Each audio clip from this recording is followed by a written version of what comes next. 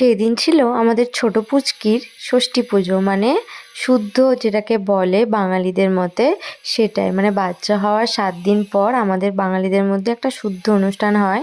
তো সেটা নিয়ে পুজো। তো কোন পুচকি বলছি, আমাদের মাসিমণির আর একটা ছোট্ট পুচকি হয়েছে, মানে মিষ্টির একটা বোন হয়েছে, ছোট্ট পুচকি হয়েছে। সেটা চতুর্থীর দিন, মানে সরি সরি ভুল বললাম তোমাদের, মহালয়ার পরের দিন হয়েছে আর কি।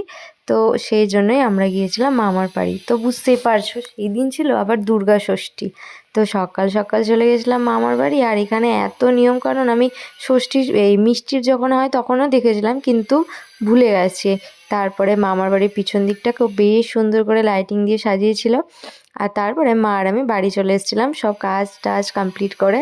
আর আসার সময় যেহেতু টোটো আসতে দিচ্ছিল না, মানে আসতে দিচ্ছিল না বলাটাও ভুল হবে, অর্ধেক রাস্তা কেটে কেটে টোটো টোটো করে আসতে হতো। তো আমি বললাম যে চলো যেতে যেতে কয়েকটা ঠাকুর পড়বে দেখে নিই, তারপর টোটো করব। তো আমাদের মনেই ছিল না যে বাস আসতে দিচ্ছিলো, বাসে করে চলে আসি। তো যাই হোক, হেঁটে হেঁটে কয়েকটা ঠাকুর দেখলাম। আর এই নবাগত ক্লাবের ঠাকুরটা তো তোমাদেরকে আগেই দেখিয়েছি, সত্যিই খুব সুন্দর হয়েছিল আর আমার দেখারও খুব ইচ্ছে ছিল। তো সেটাও পূরণ হয়ে গেছিলো। আর গরমের মধ্যে আর টোটো না করে মা আর আমি ঠাকুর দেখতে দেখতে বাড়ি চলে এসেছি। আর এটা ছিল শান্তি ভারতী ক্লাব, যেটা তো সুন্দর করেছিল, মানে লাইটিং দিয়ে এত সুন্দর করেছিল কি বলবো তোমাদেরকে।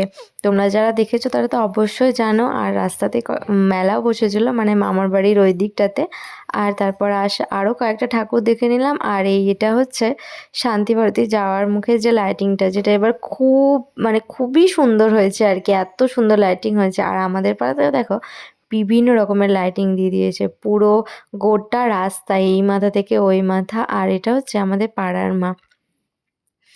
তারপরে কি বাড়ি এসে আবার রেডি হয়ে গেলাম। আমি জামাটা একই পরেছিলাম, শুধু মেকআপ করে বেরিয়ে গেছি মা আর বাবার সাথে এবার ঠাকুর দেখতে। আর যতই বলো মা আর বাবার সাথে ঠাকুর দেখার কিন্তু আলাদাই মজা।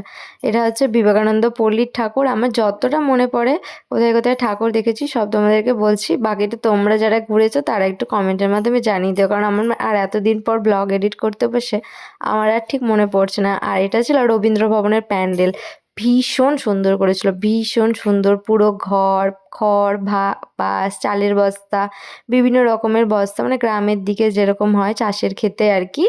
তো সেই থিমটাই করেছিল আর ভীষণ সুন্দর হয়েছিল। আর ঠাকুরটাও কিন্তু খুব সুন্দর হয়েছিল। আমি যখন এই ঠাকুরটার পোস্ট করি তখন সবাই বলছিল যে এটা কোথায় কোথায় এত সুন্দর প্যান্ডেল করেছে।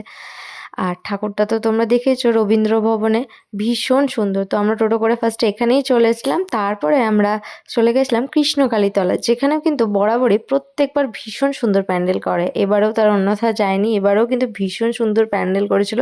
আর প্রত্যেকবার ওখানে না ইউনিক ইউনিক প্যান্ডেল করে, মানে বোঝাই যায় না আর কি যে কী দিয়ে প্যান্ডেল করেছে। আর দেখো ভেতরে বিভিন্ন রকমের কারুকার্য যারা করে শিল্পীরা, তাদেরও এত বুদ্ধি কোথা থেকে আসে আমি এটাই ভাবি। এত সুন্দর প্যান্ডেল আর এত সুন্দর ঠাকুর। আর এইটা ছিল 2 নম্বর কলোনি, সেখানেও কিন্তু ভীষণ সুন্দর করেছিল। দেখো এই দড়ি দিয়ে কি সুন্দর প্যাঁচানো, আর ফুলগুলো দেখতে কিন্তু ভীষণ সুন্দর লাগছিল। আর ঠাকুরটা তো খুবই সুন্দর লেগেছিল আমাদেরকে, দারুণ পুরো একদম। এবার প্রত্যেকটা ঠাকুরই যেন সুন্দর হয়েছিল, আর বরাবরই হয়।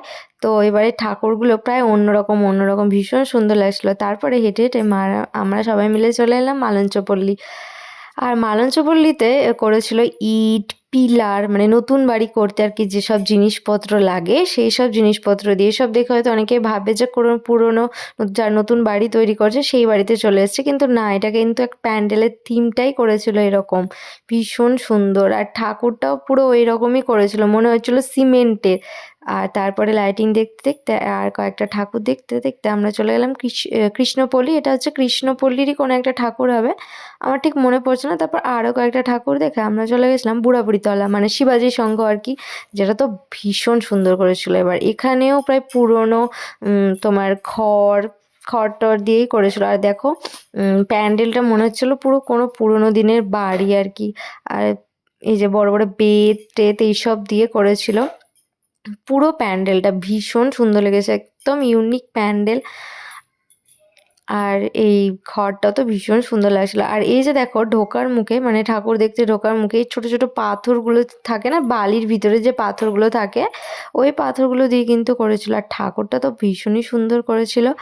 আর ভীষণ সুন্দর ভেতরের কারুকার্যগুলো, শিল্পীদের সত্যি কোনো তুলনা নেই, এত সুন্দর করে প্যান্ডেল করেছে প্রত্যেকটা ঠাকুরের, মানে এত বুদ্ধি তাদেরকে, সত্যি মানে তারা না থাকলে এত সুন্দর সুন্দর প্যান্ডেল আমরা দেখতেও পেতাম না। আর এই যে লাইটিং দেখতে, আর এবার সব থেকে বেশি আমার ভালো লেগেছে যে মানে কয়েক বছর আগেও মালদাতে না বেশি লাইটিং তো আগে ছিল, তো তারপরে বেশি ব্যানার দিয়ে দিচ্ছিল মানে হোর্ডিংগুলো আর কি। তো এখন না বেশিরভাগ জায়গাতেই দেখছি আবার লাইটিং দিচ্ছে, তো বেশ ভালো লাগছিল। আর এটাও একটা ঠাকুর, কোথাকার ঠিক মনে পড়ছে না, এটাও কিন্তু ভীষণ সুন্দর ছিল। আর তারপরে চলে এলাম মনস্কামনা। মনস্কামনার প্যান্ডেলটাও ঠিকঠাক ভালোই লেগেছে, আর ঠাকুরটাও তো ভীষণ সুন্দর করেছে। আর ভেতরের উপরের ইয়েগুলো পুরো, এগুলোকে দেখে পুরো প্লাস্টিকের দিয়ে করা আর কি। আর তারপর চলে এলাম মনস্কামনা আবার ঠাকুর, সরি শান্তিভারতী। আবার যেহেতু বাবা দেখেনি, তো আবার চলে এলাম শান্তিভারতী, সেই ঠাকুর দেখে চলে গেলাম বাড়ি। তো ভিডিওটা কেমন লাগলো অবশ্যই জানাতে ভুলো না, আর ভালো লাগলে অবশ্যই লাইক কমেন্ট শেয়ার করে দিও। দেখা হচ্ছে সপ্তমীর দিনের ব্লগে। টাটা।